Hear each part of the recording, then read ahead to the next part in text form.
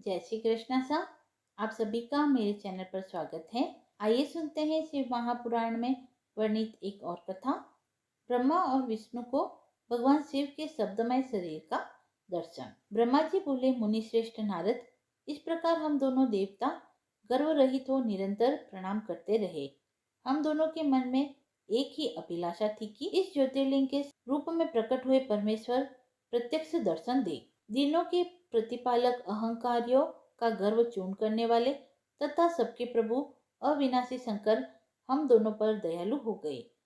उस समय वहां उन सुरश्रेष्ठ से ओम ओम ऐसा शब्द रूप नाद प्रकट हुआ, जो स्पष्ट रूप से प्लुत स्वर में सुनाई दे रहा था। जोर से प्रकट होने वाले उस शब्द के विषय में यह क्या है, ऐसा सोचते हुए समस्त देवताओं के आराध्य भगवान विष्णु मेरे साथ संतुष्ट चित्त से खड़े हो रहे। वे सर्वथा वैर भाव से रहित थे। उन्होंने लिंग के दक्षिण भाग में सनातन आदि वर्ण अकार का दर्शन किया, तदंतर उत्तर भाग में उकार का, मध्य भाग में मकार का और अंत में ओम इस नाद का साक्षात दर्शन किया। हे ऋषि श्रेष्ठ, दक्षिण भाग में प्रकट हुए आदि वर्ण अकार को सूर्य मंडल के समान तेजमय देखकर उन्होंने उत्तर भाग में उकार वर्ण को अग्नि के समान देखा। हे मुनि श्रेष्ठ, इसी तरह उन्होंने मध्य भाग के मकार को चंद्रमंडल के समान देखा। तदंतर उसके ऊपर शुद्ध स्फटिक मणि के समान निर्मल प्रभा से युक्त निष्कल निद्वंद अद्वितीय शून्यमय ब्रह्म और आभ्यंतर के भेद से रहित, जगत के भीतर और बाहर स्वयं ही स्थित, आदि मध्य और अंत से रहित, आनंद के आदि कारण तथा सबके परम आश्रय सत्य आनंद एवं अमृत स्वरूप परम ब्रह्म का साक्षात्कार किया। उस समय श्री हरि यह सोचने लगे कि यह अग्नि स्तंभ यहाँ कहाँ से प्रकट हुआ है। हम दोनों फिर इसकी परीक्षा करें।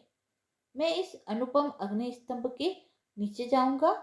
ऐसा विचार करके श्री हरि ने वेद और शब्द दोनों के आवेश से युक्त विश्वात्मा शिव का चिंतन किया।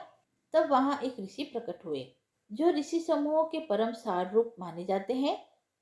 उन्हीं ऋषि के द्वारा परमेश्वर विष्णु जी ने जाना कि इस शब्द ब्रह्ममय शरीर वाले परम लिंग के रूप में साक्षात परम ब्रह्म स्वरूप महादेव जी ही यहाँ प्रकट हुए हैं। ये चिंता रहित तथा अचिंतनीय रुद्र है।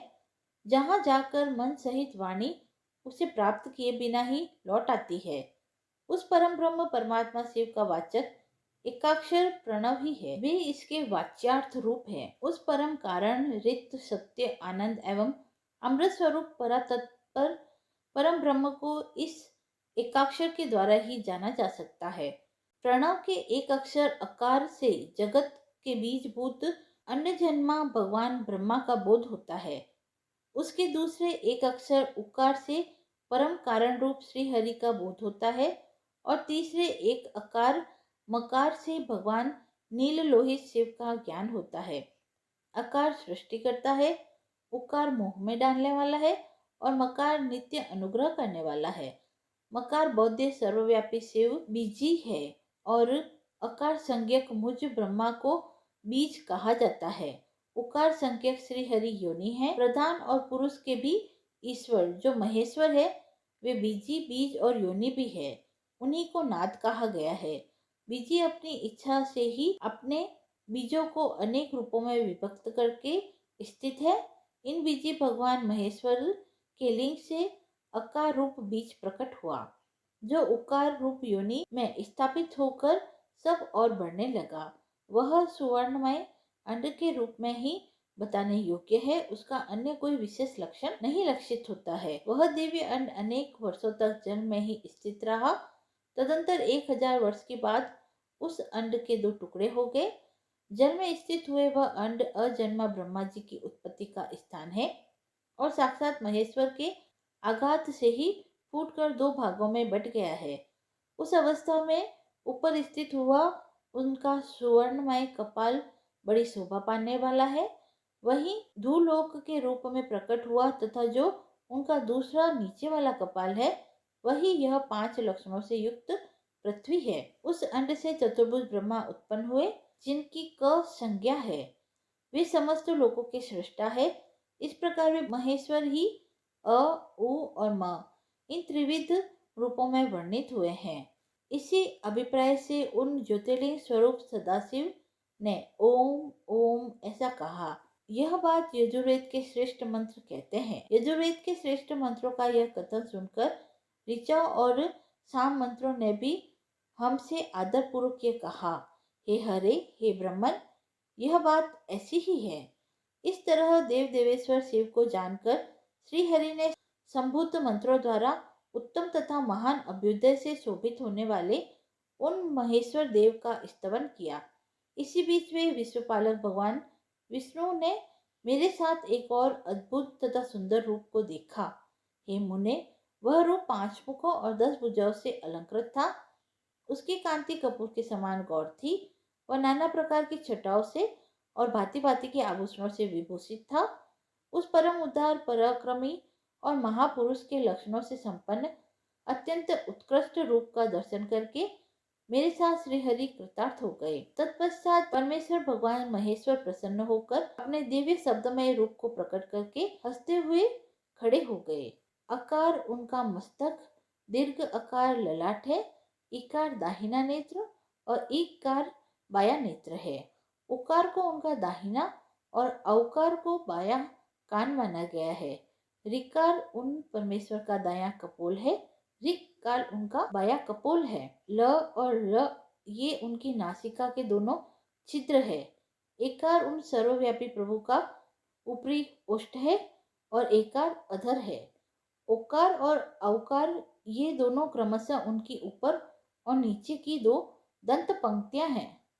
अंग और अह उन देवाधिदेव शूलधारी शिव के दोनों तालु है।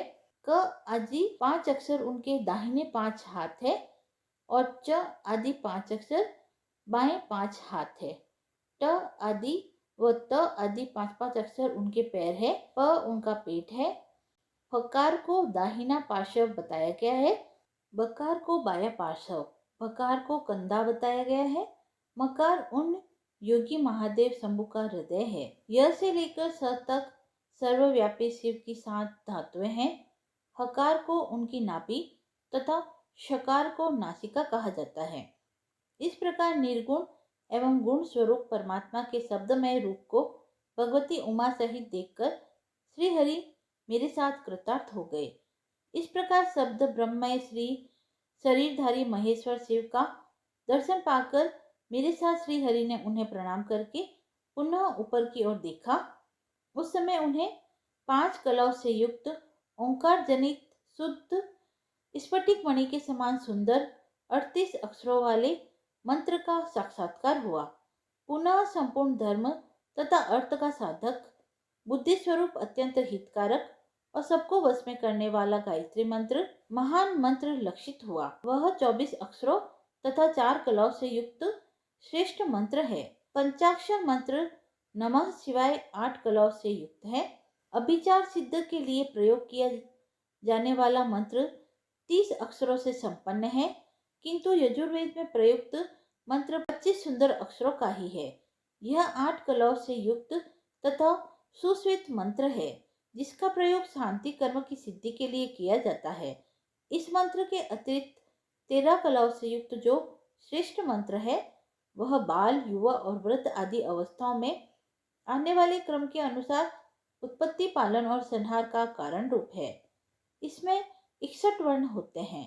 इसके पश्चात विष्णु ने मृत्युंजय मंत्र, पंचाक्षर मंत्र, चिंतामणि मंत्र और दक्षिणामूर्ति मंत्र को देखा। इसके बाद भगवान विष्णु ने शंकर को तत्वमसि वही तुम हो यह महावाक्य कहा। इस प्रकार उक्त पंच मंत्रों को प्राप्त करके वे भगवान श्री हरि उनका जप करने लगे।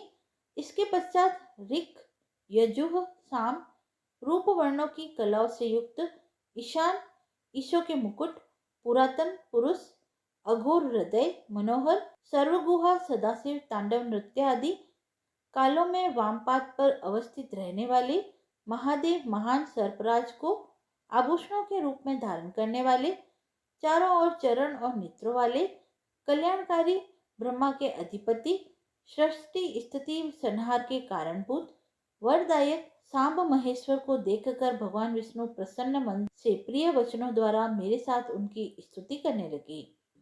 कथा समाप्त हुई। यदि आपको यह पसंद आई हो तो आप मेरे चैनल को लाइक शेयर एंड सब्सक्राइब करें। धन्यवाद।